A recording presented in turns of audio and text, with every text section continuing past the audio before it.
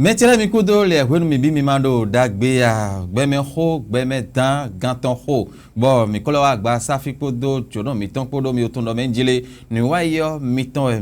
mi biton egbo meyon nu jeno done gbeme ho e ba meyon ai jeno ba deu gbeme dan gbome ko gbome de kon cho e homedion ye dedun e homedion ye ko mo sikona honde ko jeli kaka wa lora plata bo ina doko to manan linu ponso yo ndo po to ko gbele de somo ele kondo gbọ́jẹ́ kóró tèjì wọn yíyan ńlẹ̀ kó yẹn lọ́sọ̀ mọ́ àyàn mẹ́tẹ́ ní wáyé ọ́ míbi tán ìwọ̀ mìíràn sọ hó mọ̀ hún lẹ́hàn lówó náà kẹ́ńdé ó lẹ́mi kó tún gbẹ́ ìwọ̀ mìíràn ìjòná déédéé wèé má kplọ́kplọ́ sí àlínú ìwọ̀ mìíràn náà ehọ́mẹ́ni ló kó fífónù lè yọ ìkúnlọ̀ wèé má kákákákáká gbónú èyí fífọ́nù ọ́ èèyàn wá jẹ nùyín dómẹ́lẹ́ sí àpáhùé ẹ̀wọ̀ yín tẹ́ńpọ́n kó fónù tán lẹ́nẹ́ èèbùrò tẹ́ńpọ́n èèyàn ìsépè bẹ́pẹ́sẹ̀ ìbákọ́ náà àgbọ̀n tó tso dévudévu lẹ́nu ìfẹ́ etí àlí èèyàn ẹ̀mí kpọ́rọ̀kpọ́rọ̀ ìmàdóyè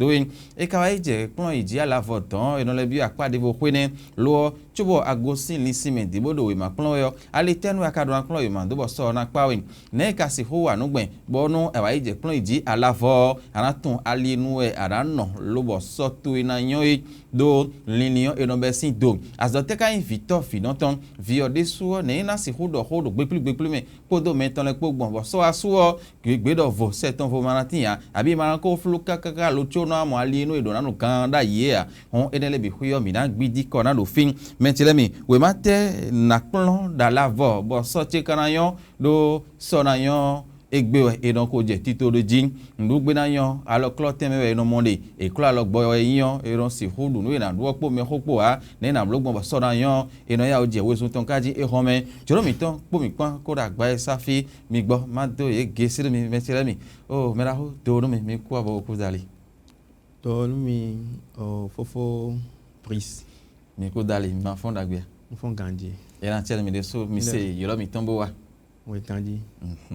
Me la ho o ronsa ko ho mi de o mi no de we xame we ma plon si ale no azoi si ho wa do begleta fi bo mo ko do sa fun ye ale no e si ho plon mando bo plon do bo so meton yon yo mi plon da pa ne ko do kunde ma tan mono de ale no me de so titengbe le 2 ans bo mi yolo mi bo mi wa nu wa e ji enen bo hota e ho meton le ko dogbon nen we mate na plon da lavo bo so che karayon do e i we ma home kaka lo we no ton do plon ja lavo tan yo e no je davo hoji o le me de odole ma plon do ale apa le ho ezon bo yin so ina nkan do tan e nka amonole e o nyon wa ti yo e dali ni onwa ngbo le ko gbogbo asole yo e ka ogu hu igbege ne hu ni le yo mina do do fin lo churu mina gbe kandiro mina kan bi o churu mi ton do menjile o eno yodo we ma plon kaka bubrio plon iji alavo e we no aije onwe apa ihwe na no baji alo sinli simente we eno ko je bibade meji Hola cambio, me la ho pris. Hola ho tango ya cambio. Ndemi no mo no gbon. Elo jile ke file ya so me kaka. Eblo CI, CP, kaka boai. Plonji alavo. Boye fo azoe na wa yo. Elo yin pete. Parce que when la zo wa when la so me yiwe yo. Parents les si hoi parents si hoi donc parents les hoi de nous on fait que yo pas voir et là okpon nous e vieux yin wana yi nte vieux non blo o réussite demain e da ko point ha vieux si on do to ko we abi ho ne belin si me college we o ho le vieux ko yo ko vi bolo e hun da we no ko point ne on e no alotonu pon we no alotonu pon we fileti di mi na mo lo jile ke when you are voir parents les no jouer d'agbele nu je hun danu enele parents na ho moto mais parents les ti me comprendre do bleume boy de le ante no blo et là jeu de la zombo violent donc patame donc des vieux que le jeu de donc patame en blo e yo papa ku mama ku et là non pon ante vieux non e tout e anu vieux non hun mon grand con nuelo hotome fidelity bo to ba nu itono zombo e don kan e hun da no ngle mon to ba nu hotome don bo no ayo ne on bi ba ai ho gbe ti on fi to e hen ni na ze portal to e ho ton fie et nous de nos sim portable bon grandi à fi rien en clair et puis fi de timbo azé ordinateur ordinateur tu blé au fi on le noter papa on noter ka maman on noter faut pas tout le vis similaire mais là tomber un blanc clair et dit collège vais caler on va dire mon quand on l'a dit a été demandé que fi ne dit et dit technicien go alors on les met dans plan voilà donc un technicien si on fi le dit un technicien encore l'entend mais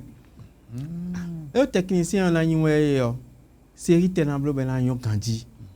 par an oje di do ha meji mais non c'est ha melay mais non do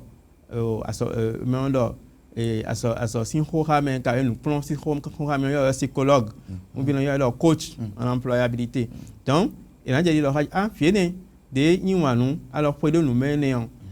en ton le et là quand ton le yo et nous avons solo matière l'élément o de dogbon mi de tien ta for de jimi pere kun ame o vie kura lo ko do nu me be mi do tine yo o e do nu ayi manka ya o mo do pe nu a boya o fito fino kan flan lo nu e bono jele mi no mo gbon do ayo ji hwe do mi de men flafo to kele we se ma no se ma do mo de nu a alo no we se ma to se we ma de mo do mo nu a ne kana blogbon kaka nu kunte na no so ma cho ma no wodo oh papa allo mama le mi ro fe mi ton yun nu vi le abi sunu vi le opongbon we yo nu le yo ro fe ton e no blo da be no me e no pe alo do le me be no me e to don le wo no blo no le we ma plon li mi agbo de si abi ne mi agbogbon ne kono gbon mo wo alors on va vio e na de vio je jan ai bo papa ya zo me te ni gbe yo e isi gbe zame abi nde to no wa do po vla fo de azo we no ma de bo ya ko lo ka vie ne abi bolo po ti papa no ko gbe papa no ko gbe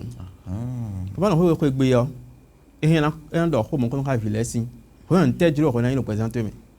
ko en te no juro ko papa e vie ma no e ma no kewe papa ya e na je nle no juro ya pa to no juro ya mécanicien no juro ya ou bien ntel no juro yi filan je fi osin ayi don nu di filan je ko lo di ma je pa que filet no pon télé ou papa ko ma po filet no mo din le lo yin won to ho me ye ya so mo chawe o me ali we no se blo ma hewe yi elo nu gege mo ayi je wo ti ko gbe wa esin ba de ko lo si se da ye tun lo ko de ko no ti do aso me gbe o ko no ti do je mi na ton pilote il a mis ton pilote mais non avion quand tu dis dormo et là on va pas maintenant je pas pas ton je quand on entend il a ton pilote donc quand il a mo adi fi je mo don we je to ba nu nous on aider à son ko blanc comprendre le dit blanc kon lo dire que est-ce que nous éminence mina bulo papa mi to rien a aider ba mina tout andi donc aïe papa ko ma ko l'autre témoin c'est filet si ho filet non bleu let simplement ba binon toi et non lève nous pour me tomber ba binon toi dire que aliozi we olia à loin du wa do et là c'est alio nan c'est nous clair le pont pondé le pont fier fond bon et là on t'entend là dire que là on terre rien voilà mais là couturier nous toto là pas un là moi un couturier nana so to yen fun nana asome ko suwe wa université tin ba tin an fi ma bien alors asome ba kolo seconde ba don te fa kana ton ti mo lo mi an couturier ya to di ko to won san kalo to ta eni kaka fe la ton nti toto ai nene ko na igbon fere mi blo micha c'est que en statistique do ba nu mi ton mi ba don nu pele bon mi amo lo dire que nous e vile do mi na ton e yo nous awe no ton na na khre lo de vomi file blo informatique nous l'ordinateur c'est côté mon côté de blo université bo rien et en blo logiciel ndem mi na inscrit mi lo en ligne ben on donne un blo logiciel on va t'agglomérer de temps et dans le temps mi na gérer que no idi mano bena ya huzo ate bien no idi man wa zo bien wala ne rien blo pa viene on e blo bodo nous yo licencié e blo dire que et des faux bacor et beaucoup ya temps oui nous avons licencié tiens wa so wa gbe wa so ba gbe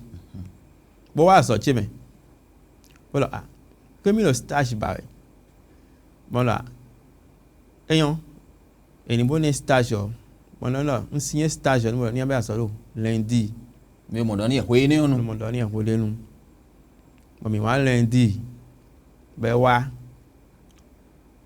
alors monsieur merci Romain c'est que nous sommes en plein informatique qui a DA ah problème informatique licence bac plus 3 bon dire là je me ça ciblo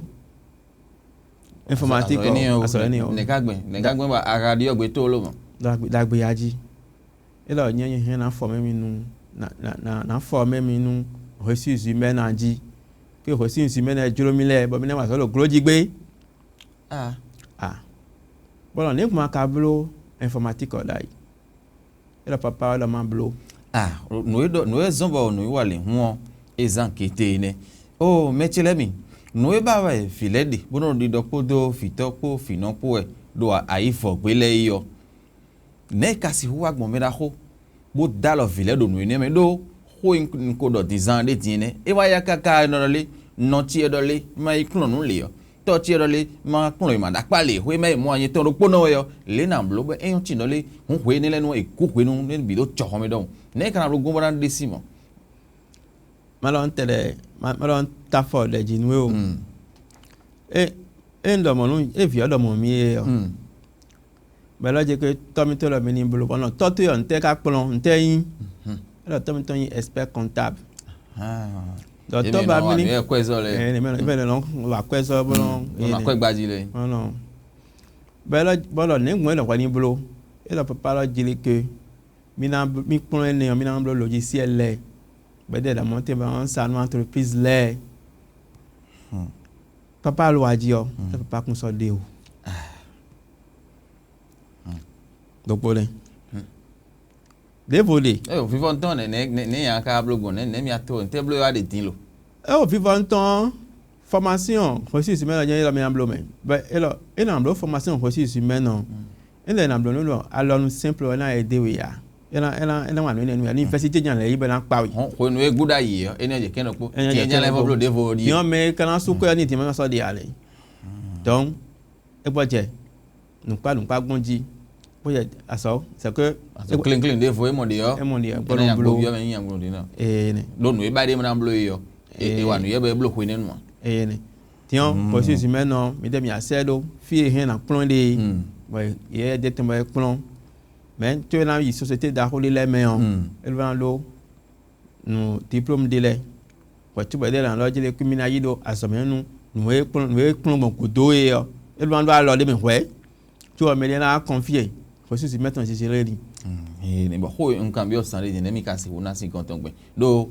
mi fini o fito mi lo mo mi bo fi mi ton le ayo nte ka ma so te ka ni le na bleu di le na bleu e ka bleu ka le mi no gbon fi won ton yon e ti ro le eron ku ko ni po ne na bleu gbon be na go sin mo bo e de moment ka je gbe din fi odo le mi bleu eron be asin gido fi oji bo yin fo mo ho chi asun ko fune bo ne fi o ka na bleu gbon e we do ko na su ene eron gbo jo hodo ne ka wa gbin yan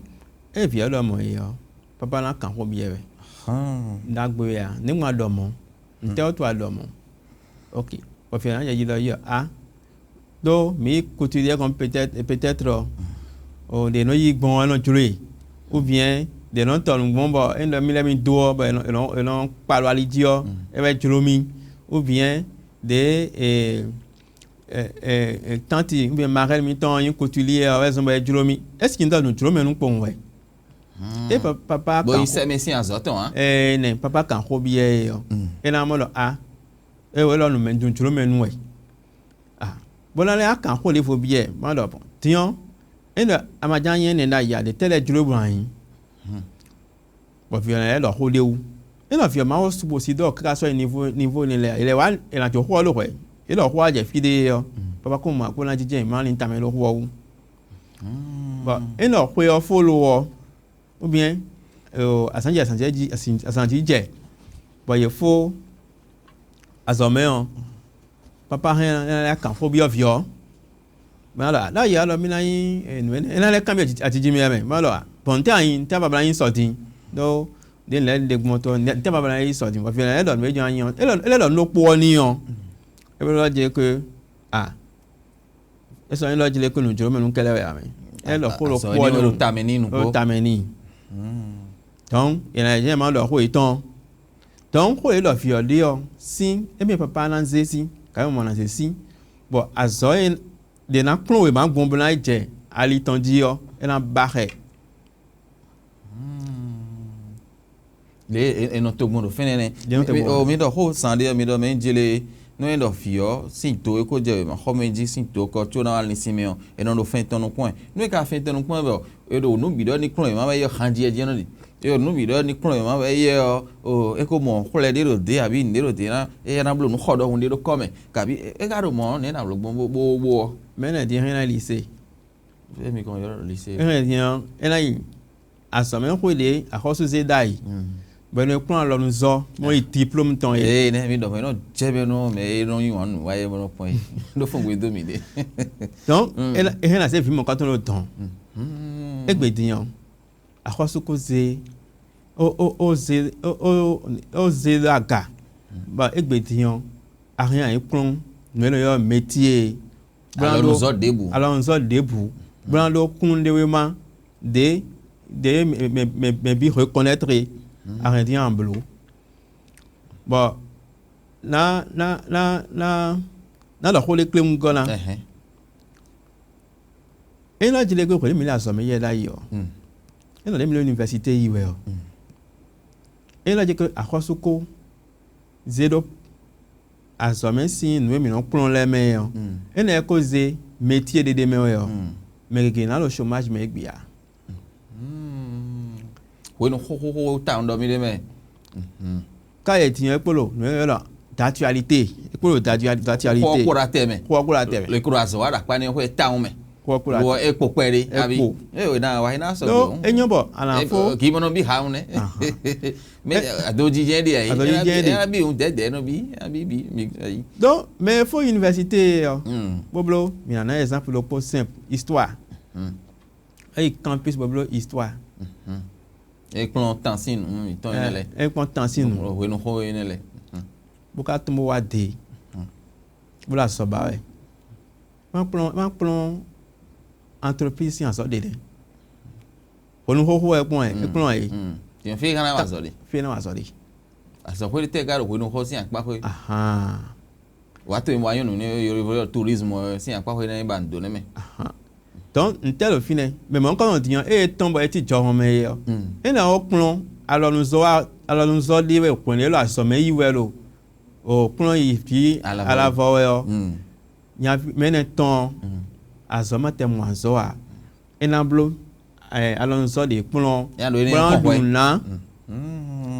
nous y donu o étudiant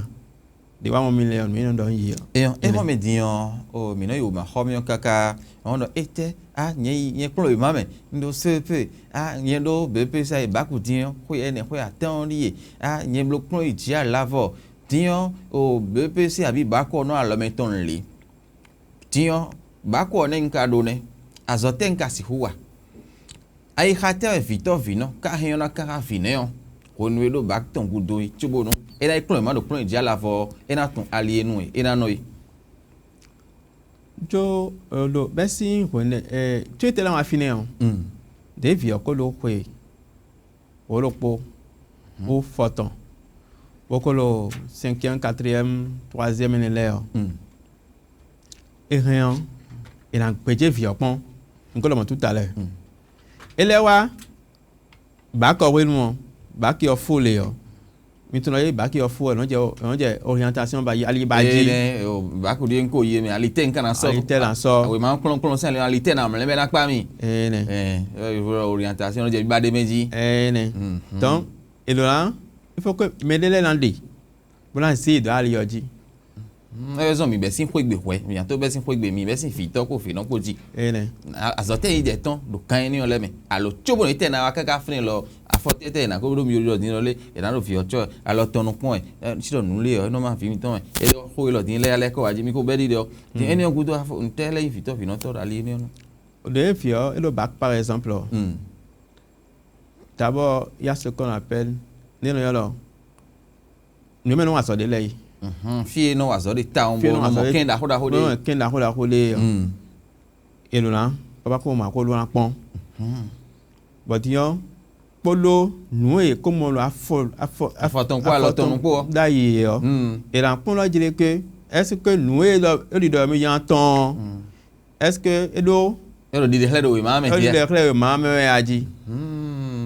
e ma di declare mama e a e la on doni alors mi na ton le wole lo mi na ton mécanicien d'avion e akon wa so mathématique mais o concours ya kanablo wa ti obla ton je fi e lo ipon de donc ko e dion e ma smart e lo yo tunde e na ngun la iwe o mi na mo lo je ku na o renforcer niveau ton mathématique comme dai bo de ko ma ko mi ye je na ne ablogun fi mi ton je azo ajiro o nu lile to ti te ne le si ali no ene chubo na si hobo azo e ba na blo yo e na pe ko ton donc mi lo je ho e lo ba ke ho ni ho a fi ne ko gbo ho ni o gbo ho ni pele donc avant que na ka ba ko ho ni ho be si donc niveau ho e à gâter niveau c'est fini. C'est comme anglais les minutes du ouest, pour me mettre là, mais il y a ça même le 6e. Moi, toi anglais caca avec Bédion. Tu vois anglais au passage. Oh anglais le pôle, mais caca lo, caca 3e manger, caca c'est ça mieux. No, examen mais quoi, tu vois. Anglais dit de là. Didn't let him go on. Bédion, Glenzik, wa no kon do e mi ko do hodo me le backbone de lo akwa ko vermi yo. Fio tian e do ton ko non ton ko go. Me gon wedi me gon wedi yo me do kwin to mono chicho e de mi demi dogbon ya afon adu no ale wa ya zo me a wa zo me do kwin to nde allo me gon wedi yo e to no me le sin filo mi gon me tele yo sin vile yo do gon mi to me lo mi do boli ni e do kwin de bubodo fin to no ala lo to no pon do te na yin so adia e ko ye we ma ho kan gboje we no su o amari sai me tele gan ko e wa zo ko lo me iti hore fo me ka je fine diyan bo fi o do ko ba ko ye ko diyan e do ba ko gudo e gbo wo e teme kana ikun azori teme kana ikun we ma de ne so ton kana chi o ka e diyan o ton e ka je mo ne fi o kana blogon fi o de su jidi mi wai e fi o e no meton le gon me le gon e no nous non pas jamais rodé l'air mais et quand pas chawe ya mais ay na hokan do fiero mengon le no hokan no hokan bi hui je ya no hokan aha ayo que no hokan ayo lo me na klogan me na blole e de sunu ade yonu an e do nu bi ai aha e lo nu bi wai tu e ka la so me we me ko lo ni no me ne o e don hen keke e don hen keke e do senu yen keke e do senu yen keke when we janze e jan e lo ba ki o timbolo ali tomba we o pa me de do he da ya donc de lo ba ki o bolo di do e diyan meton le ba ti jen donc me gon de o e no me de no was me no elo me no fini high yo me do lando e no fi o ma si doton a e lando me pa bo me na mo me gon ino ma do fi to yo kan do souvent lo dire que on lo hwe mi ka yan blo ni le me be ko lo mi ko lo wa so e no mi no wa so pe pele ni hwe ka mo gbon no wa so mo a donc de wa me gon ide yo me na lo dire que ngbo no wa so lo ni le me bo comme de fi akotu lo dire que me en po e no no bi do mo ena zon bo me gon ide yo ena yi ho ide yo bo na blo leji bo si yo meton le gona bo la ti je ma lo pat do e wa ba ki yo do me lo contrôle que ka ba ko meton le devant do holo une sortie tant donc mais ema ze forcé bo lo dire que le je na ton mi non le je na ton et rien na ton Lo no iba mi kade asitan. mina le mo a No iba fi resude yo. Yana mi monto a. na mi khre lo po Ah. mais il y a le bac mais il y a le licence et le master en marketing O ajosin ali neme. ajo si ani nu bukalo ko o Ai, e odo ajosin ali no sin we ma ko o nu lo expérience o bloco o do johome o kunde ma ni ongudo. quand même ko lo mi edian nu yi wana sin to e din la mi na blome E wa yin te o. styliste wa iton Ah, o ye me e te pon ele po won e atonu e yo. ele Ai, bo ko e e dolo e be o do si do. e do sin to sin Ah. Bo ne ka gbon be ka iblo ajo bu ko ibo marketing mi do dian mi. e wana hun e wana sin but do allié mo ko le nu wona sin do afo ba ko e lo je ko e lo ala mi lo mi ko ti le din na gbe ni yin Ah, e ni pon be ti ko to me. donc Be ka ko na za ya. faut et là j'ai que licence en couture mali alors na blogon licence en stylisme mali ko le nu ne na blogon elle est obligée elle en continuer pour ali des yeux do des fois ali kaka na le ko wa nous ba ali o jen kana lo tanda O mera hoko hoi. O mama no ero sekuno we agbambo ejeken. No sin to e no anu ye du fi egbande yo no esi hoi ba. Bo bludu wo e na yon be na kon e na go simon. Do hoi mi do tin ho vive we. File yo e no do lini mo tun do da yo ho mi de mi we ma home yo we ma de tin e no sogbon mi ji. Ntonu e ko do biblo e din ya. Ba no cambio do we ka iwe ma home ka gudu o te anaton. Me no nda ni toto kan na yin o me hole sin ho me to na yin nu le bo me ro ko e ba ka mo wala e no no me ton blanco so toto e yan ni le na yin nya bo me ro ko e le po mo igbe dia ti on le on yin vion do ne ya so me le o na yin me do le ndo no pon mo le no juro mi town sin to da pa to no juro mi ko le zeto na ko gba to no juro mi e o alizo da ho wa me ro ko tun do tu da yo mi azo me on que no do mi lo nte an ton so wa me si on blo ka mi lo azo me mi si de kulon blo wa me si mi ton le pode ou mi no an so ken ton ye mi pode ou adamati onu ye mi no adamati onu ye fo gbe yo hunyen la papa ko mama ton po ede me mais bo fi ono da si jaji ma joye ene mais mi kan ayi pole legbe diyan hunyen la ko mama papa ma ko e de diyan lo filet lo mi lo no 3000 le mi de di bon filet e so lo gangan bo hunyen la no support dan mais e lo fidèle bo agla me et c'est ce que gbe ya papa jawe ono hombo so hono ta tout ça c'est là mais ko ipo e lo fidèle mo mais lo me pa jen si c'est vieux sin ho do papa si c'est hoton maman si c'est hoton même maman le kon ya o c'est ho le maman le ya c'est papa et maman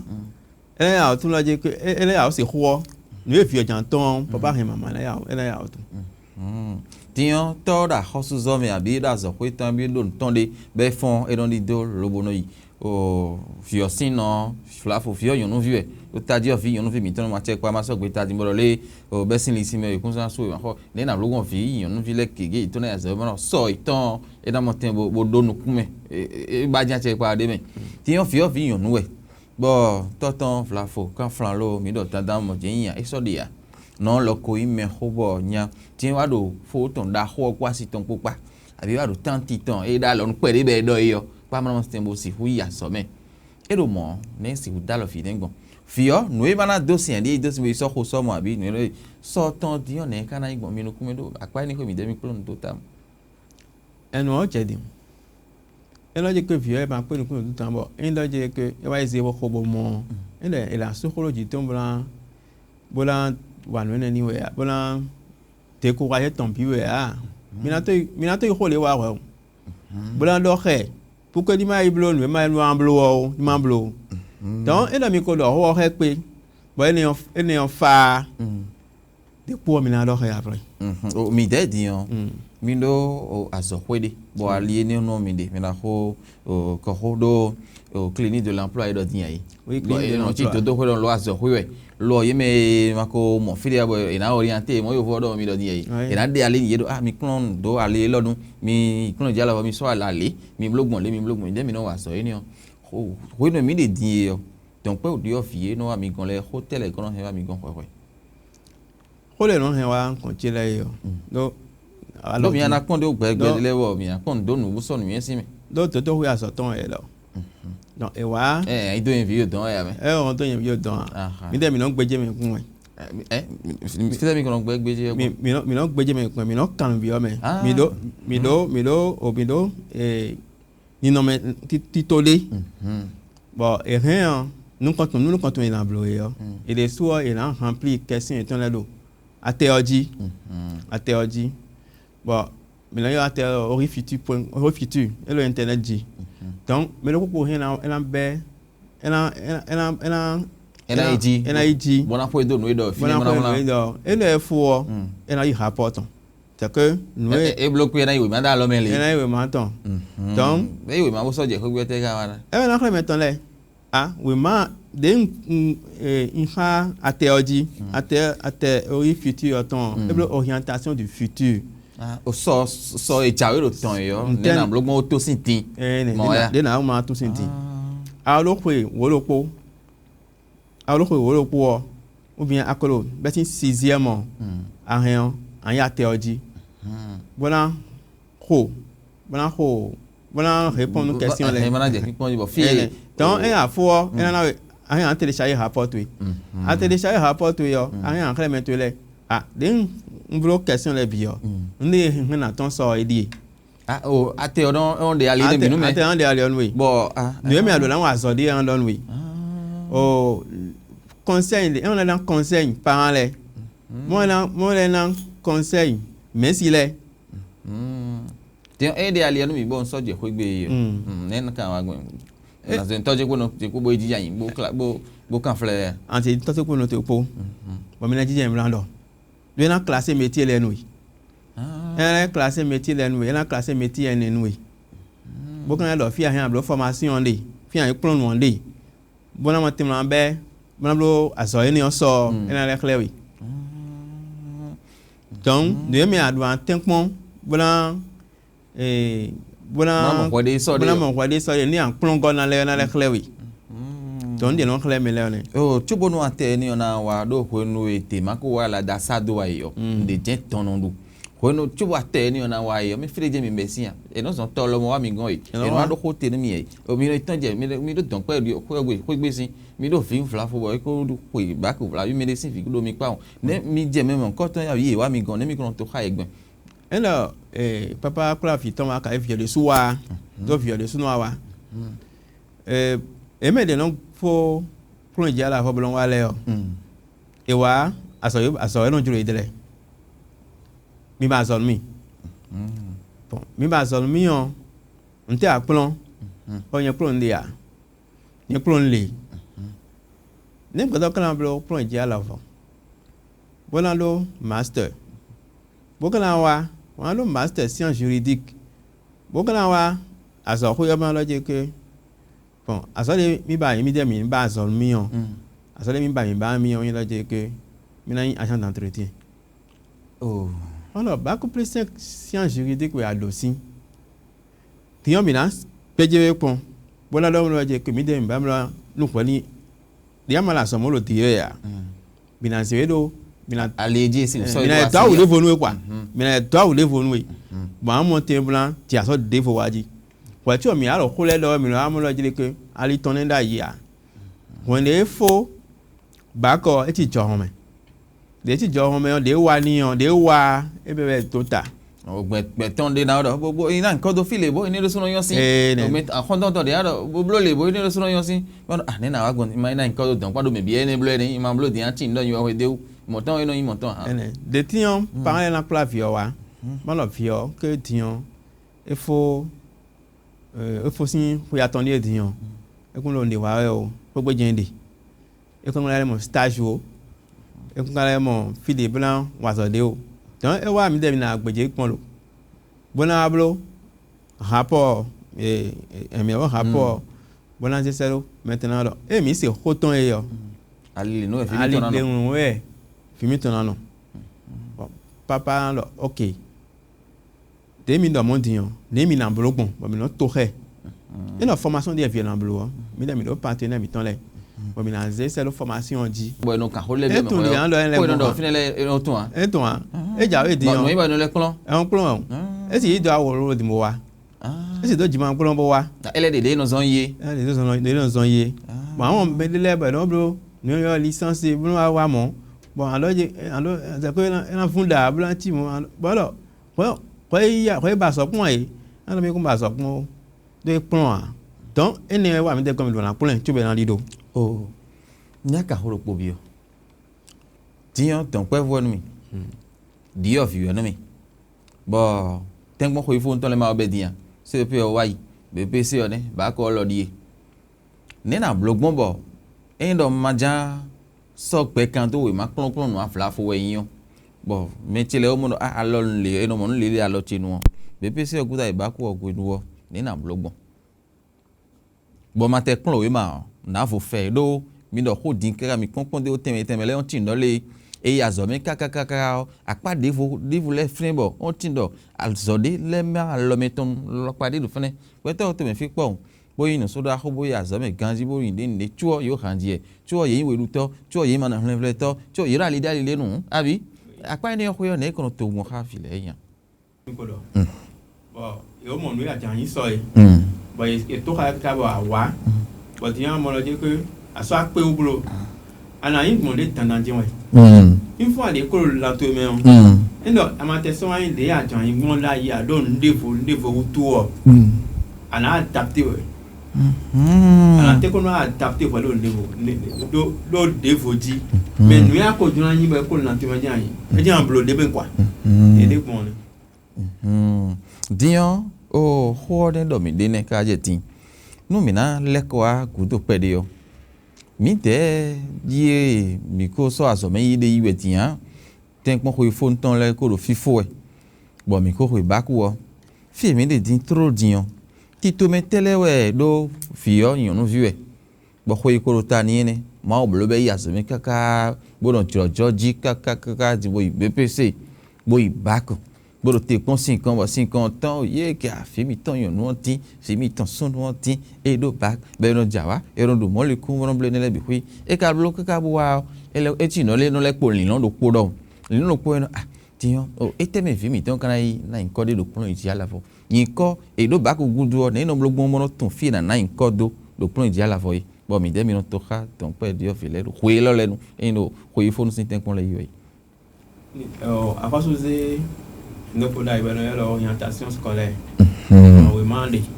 we internet di bale il bi no iji we no xela je que be xela no calculer bon we la je que ablo série leo aya ya so le ben ablo série leo aya so le men bon concours le no di ben no blo mais ma din concours le de no ti jawan bale pa apa no so elo fi na se do le même ma se vidéo a donc mais le diplôme mais le moyen la glenu à so de leme mais ma do le a pas défaut et non il fait des volets donc il y a un moyen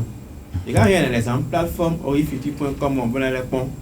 et ça les soit l'anglais à so a fait ne va so de ne jan ton so ko lo nous et de do back les dion nous do na blo so en anglais e o nous do mi de yo John we do ate nu gbe ko hunu kun hun e hon ai do hin hon yo nu no do hin hon we fi mi ton le yo ba ko di do yi awe ma ho mi di yi ti yon plon iji ala vodo nu cambio mi ton do nu waji e ho mi yin we ma te na plon do ala vo bo so che na yon we ma te na plon do ala vo bo so che na yon ali ne onu e do mi we ka hobi of la for 50 minana we ma dia na plon bo sorti na yon e we ma de na plon bona mo nyende bon la zo il y a zo il so et loin ti ouvert mia donc ne na plon bo so ezemi de kon et là apo wa ti je po na no wa zo e we na ba donc ba ko mfo le trolo bon moaliton nous la so ne bla plon no mais nous la pratiquement dans blo erreur de l'air maintenant Julomi j'entends marketing gestion commerciale bon université mais pour le pot et la première année elle a mis dire que écono effectif donc deuxième année elle a blo tronc commun elle a blo spécialité donc première année on peut épiculer deuxième année on est master mon quarto année troisième année il master les mon quarto année donc mi ko bi play ba yen secrétariat mais ba yen licence en secrétariat ngeen ci bi play boy de mi lay fi lebe no adon mi ene papa ko ma ko sin ho e polote in serve ci do université ba e ma do nu plane lo ko ene gbe ya ande si fini ba ma tu lo fini ba ma lo nu plon e la blo devo ben la blonde faut que tempo que la sona yin de janyo a hosuton le resu ni e no bi ka don hosuton biloton mais pas ton le soir nous biloton mais topo non po na pon ha filet bon kan je odo en fie de bo ma pon yo no e ba di ne kon e de ne do en ando mi lo ndi ba ndi comme ndi mi jan blo ali bo ran jade ma blo ndi voa ene blo mo papa ko ma ko ma do ko le wa papa ko ma ko so hen wo gble egbediyan no mi kun ayi oji yo bon yi we ma ko fi bo yi o temo fo ntan ba ko bo tin bo la fo ino yan mi te be kun idi ala volo e kun azo e mo e de bleu azo ero no kunji azo taji egbedin ayi won egbedin tin le meyan ale tetele no esi hu no mi de di no e lo mi bo so mi so jijan yin kan mi bo pon da pa ni pe do se mi de egbediyan ale tenu si se fi che do be yan pe te mi na inu meyan tuna igbenu meyan na kan bi eje we ai o yen yo lo mi bondo fi che do ba ko ko lo me fi mi tin o mi ichoro mi to ganji o mera ale tenu kan na so fi che do te ko je na kan bi fi o po en ko jan lo ho mi a lo ho e te an tun lo jele que mi ja kun nu e hen na blo alisa me mi aso do ko alisa me mi na so do ko tele mo mi no cambio ho no ko to na cambio yo e me no nte ko sa yin wana ntana yin wana ba no blo pa to mo no pro wa jije po mo na gbeje vi opon ne kan yin gbon na kan ko bi vi no ka vi o na ko yin to yin ko vi ko mi do ba yin ko vi ko mi an do ho bo dalisa ba ndo alisa ba na cambio do nte wan gbe san to me anji eji na besin ba mi an do ho te an tun lo jire ko mo kan te an do he lo ami an do ho ba mi fo ho lo na ya papa ton lo vo ba lo se bitu sin ho bitu yo de mi lo ho ka fi lo ji kun le mi jamblo ba ni mi an kun sin ene mi an kun mi no wo no mo ko ton da foto no sin do wa mi no wo mo ko ton da foto no sin do wa papa lo do le mais mi ne mi kun ba mo lo papa de yen si blog bon ba na pa yo ni donc de yen na blog bon ni maintenant tiens mi kalo numérique sien alinu fait mi de tin a te kwi jo kwi exam mi de tin ba mi bi internet o exam mi de ali no ene le bi kwi o hena dalo mi egbedin do no mi na yin do so azo mi na wa do so be na pa mi san le nde so egbe ya me ma tun ni le pele blowa chômage d'office we ai do no yo ia dion welo le de licenciement na me lewe mi egbedin mi do hon to be na pe nko ze mi kwi wo to mi ne ezo akoso